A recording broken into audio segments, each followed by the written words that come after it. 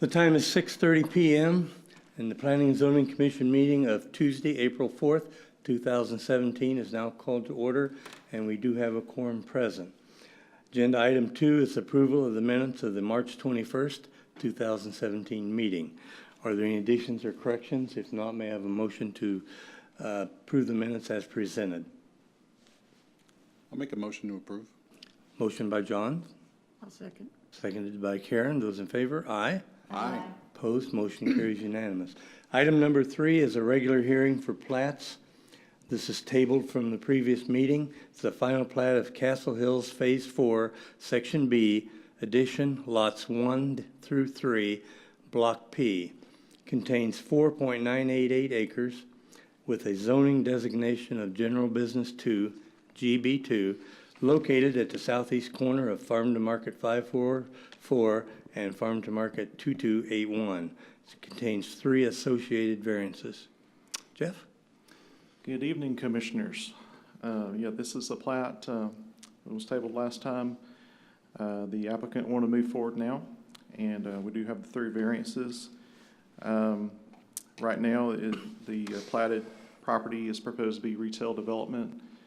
Currently, nothing has been submitted for permit that would define it more than that.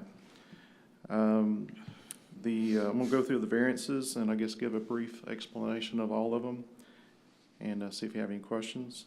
Okay. The first one, A, is to allow a street drainage pedestrian easement in lieu of right-of-way for the turn lanes along FM 2281 and FM 544. This variance has been a fairly common variance with the development out in Castle Hills area. We have been supporting this variance. It helps to gives more property for the developer to build on. In this situation, both roadways are in TxDOT right-of-way. The lanes themselves will be totally in that existing right-of-way. We normally ask for additional right-of-way to leave a parkway room around that would accommodate utilities. The easements would suffice in this situation, and TxDOT has not had any problems with this in the past. We've approved this. The variance has been approved on other properties in Castle Hills along the same roadways.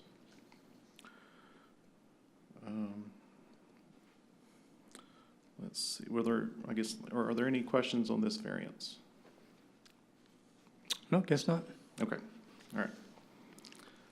So variance B, to allow pavement within a restricted waterline easement. The property owner will maintain the pavement within the easement area.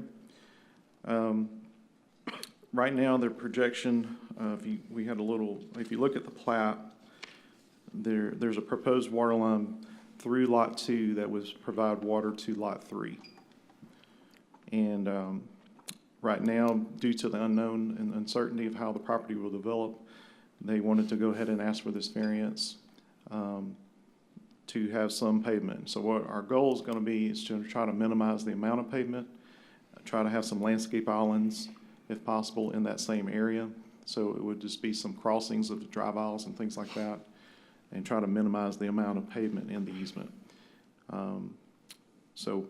We are supportive of the variance, but certainly we will work with the developer to minimize the effect of it. This variance has been approved in the past in a couple of other projects within the Castle Hills area, Shops of Castle Hills, and then the Podium Karting was a project that was approved, but I don't believe it's going to move forward. So we are in support of this variance as well. Are there any questions on this one? Jeff? Yes, ma'am. So just so I'm clear, the turn lanes are still going in, they're just not they're not in city right away, they're in an easement. The turn lanes will be, the actual pavement of the turn lanes will actually fit within the existing TxDOT right-of-way. Okay. The additional right-of-way dedication that we normally would require is that we want 12 additional feet So basically, they're taking 12 feet of the existing parkway with that turn lane. And so what we typically do is we require 12 more additional feet to make up that difference. So in this situation, they're just asking for an easement to be dedicated for that purpose, for utilities and sidewalk, in lieu of the right-of-way dedication. Okay. And is that just because the private utilities are gonna be within that easement? Why wouldn't it just be right away? That's the request. They don't want to lose the property. That causes Okay. the building line to move further back onto the lot. Oh, okay, got it. All right. And impacts them there. Also, in this situation, there, with the TxDOT right-of-way, it's variable width. It kind of moves in and out. TxDOT typically does not want to, they don't want easements conveyed to TxDOT. When they buy right-of-way for a street, they buy the right-of-way they need for the drainage improvement, slopes, and the roadway. In this situation, this will be an easement dedicated to the city, or to the city, ultimately. Okay, And then TxDOT still has the authority to grant permits for utilities in their right-of-way, as they always do. And they have their utility corridor that they have the rules and that they allow certain utilities in certain locations. okay.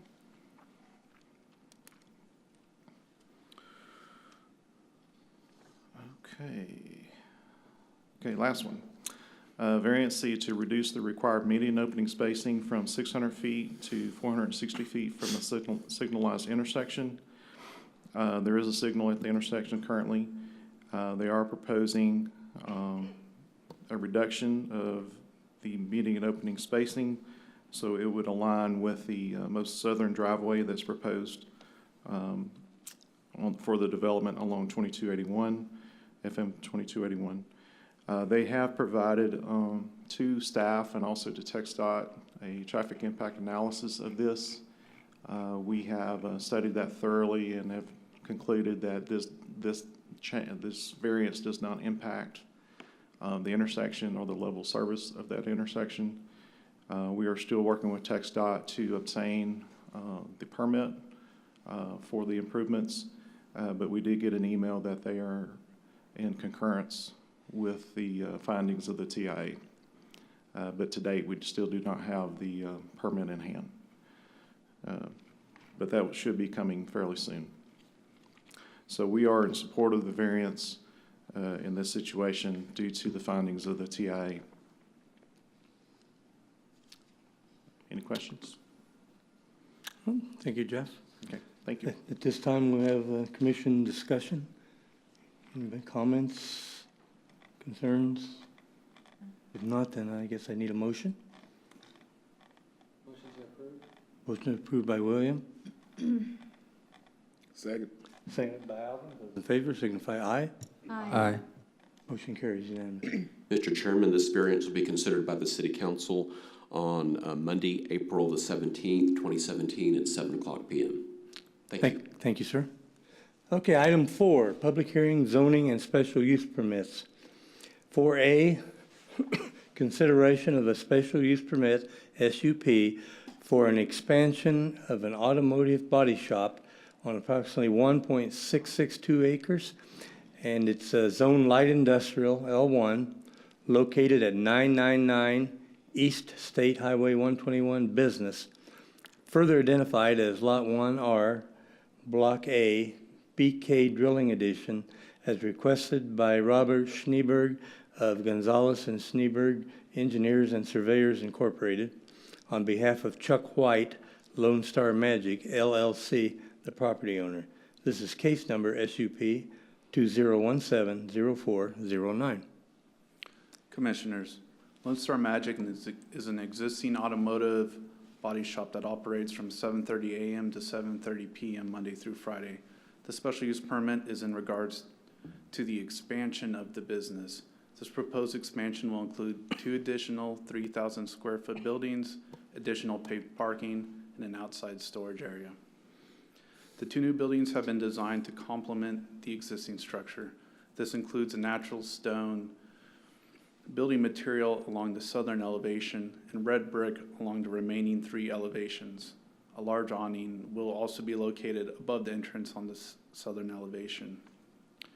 The new outside storage area will be screened from view by the buildings themselves and a 6-foot wood fence. As a part of this SUP, the property owner has agreed to remove the existing pole sign and replace it with a 6-foot tall monument sign along State Highway 121 Business. The property owner is also providing enhanced landscaping to the site. This includes providing 4 more trees than is necessary to the 10-foot landscape strip and double the required amount of parking lot trees. City staff recommends that the Planning and Zoning Commission recommend the approval of the special use permit request for the expansion of an automotive body shop at this location. Are there any questions? Commissioners? Okay, thank you. This time we'll open up the public hearing. Anyone that wishes to speak, please come forward, sign in, and state your name. Okay, having no one come forward, the public hearing is now closed. Commissioners, comments? Anything else? Okay, then may I have a motion on item 4A, the public hearing. Move to approve. Moved to approve by Mary Ellen, Second. seconded by Kristen. Those in favor signify aye. Aye. Opposed? Motion carries unanimous. Mr. Chairman, this item will be considered by the City Council at a second public hearing on Monday, May the 1st, 2017 at 7 o'clock p.m. Thank you. Thank you, sir. Okay, at this time I need a motion to adjourn. Move to adjourn. Moved to adjourn by Mary Ellen, seconded by Karen. Those in favor signify aye. Aye. Motion carries. Meeting adjourned.